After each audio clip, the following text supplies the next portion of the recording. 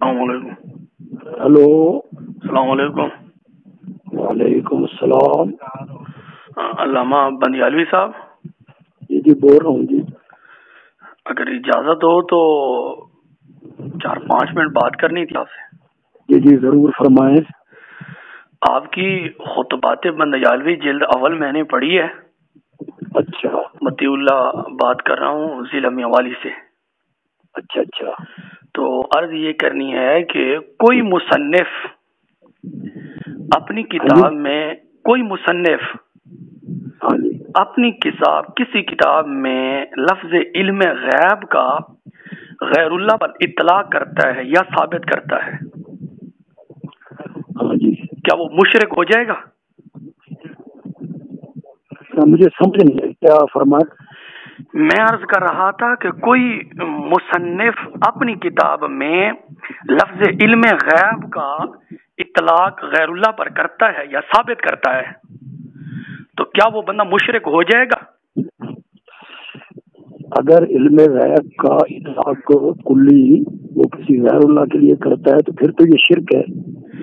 نہیں، کلی نہیں، صرف لفظ علم غیب کا اطلاق کرتا ہے، ثابت کرتا ہے، کلی کا لفظ نہ ہو. ہاں جی. کلی کا لفظ نہ ہو تو علم غیب سے اس کی پھر مراد کیا ہوگی؟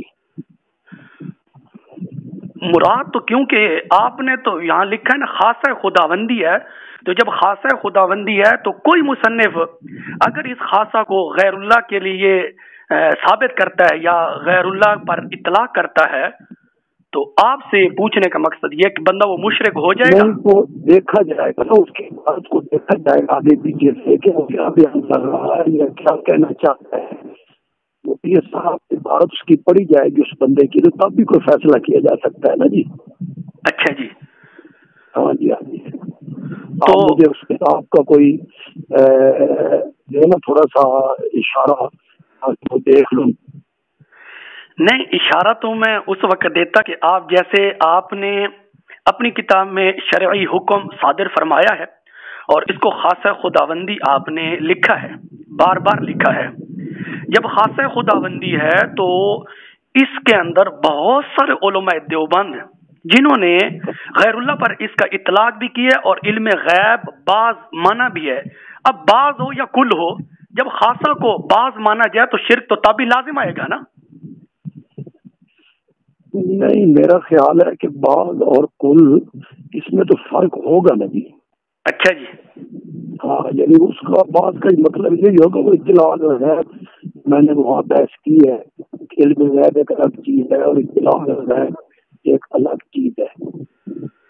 اگر چلو یہ تو الگ چیزیں ہیں، وہ تو میں نے پڑھی ہیں. اگر بریلوی بعض علم غیب مانتے ہیں نبی کے لیے تو کیا اس مسئلے سے وہ مشرک ہوں گے یا نہیں ہوں گے؟ نہیں، یہ تو کوئی بات سامنے آئے نا جی، تو اس ساری بات کو پڑھ کے دیکھا جائے گا.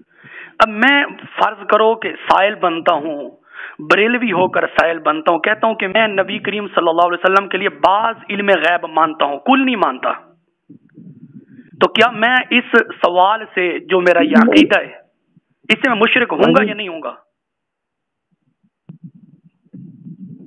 بعض علم غیب سے مراد کیا ہوگا؟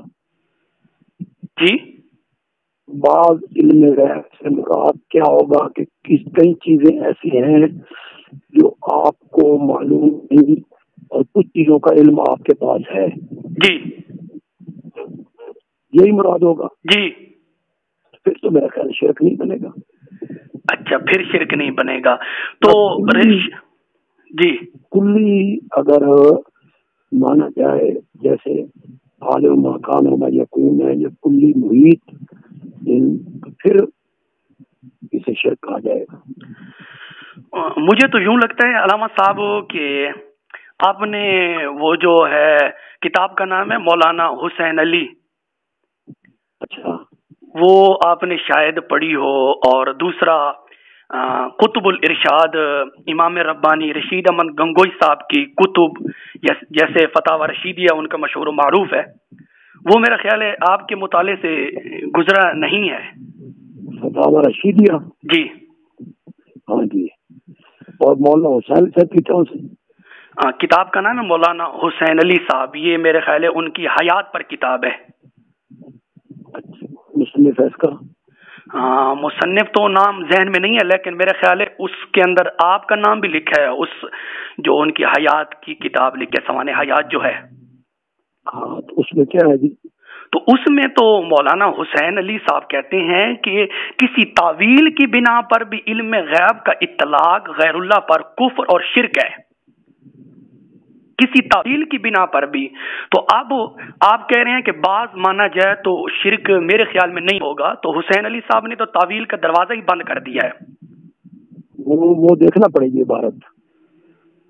اور دوسرے نمبر پر امام ربانی رشید احمد گنگوہی صاحب بھی یہی کہتے ہیں فتاوی رشیدیہ کے اندر کہ علم غیب کا اطلاق غیر اللہ پر کسی تعویل پر پھر بھی شرک اور کفر ہے۔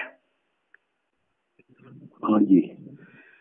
اب اس فتوے کی زد میں تو بہت سارے علماء دیوبند، جس کے اندر حکیم الامت اشرف علی تھانوی صاحب بھی ہیں، اور علامہ غلام اللہ صاحب بھی ہیں، اور مفسر قرآن علامہ حسین علی صاحب بھی ہیں، وہ بھی اس فتوے کی زد میں آتے ہیں۔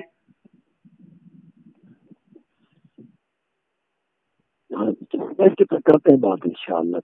وہ مجھے آپ جو مولانا حسین صاحب کی سوانح حیات پہ لکھی گئی کتاب، اس میں جو آپ صفحہ نمبر 118 ہے، اشاعت اکیڈمی پشاور سے چھپی ہے، اس کے یعنی کہ ٹائٹل پہ آپ کا نام بھی لکھا ہوا ہے، تو آپ بھی مجھے ذہن میں آ گیا، مقدمہ میں نے اس پر لکھا تھا۔ جی جی، تو آپ کے علم میں تو ہے نا۔ تو اب یہ جو خطبات بندیالوی جلد اول ہے، اگر اس کو سامنے رکھا جائے اور اس کتاب کو، تو حسین علی صاحب کے فتوے کی زد میں اگر آپ ناراض نہ ہو تو میں تو کہتا ہوں آپ بھی آتے ہیں اس فتوے کی زد میں۔ وہ سب دیکھیں گے تو پھر بات کریں گے انشاءاللہ، دیکھ لیتے ہیں۔ چلو ٹھیک ہے۔ انشاءاللہ۔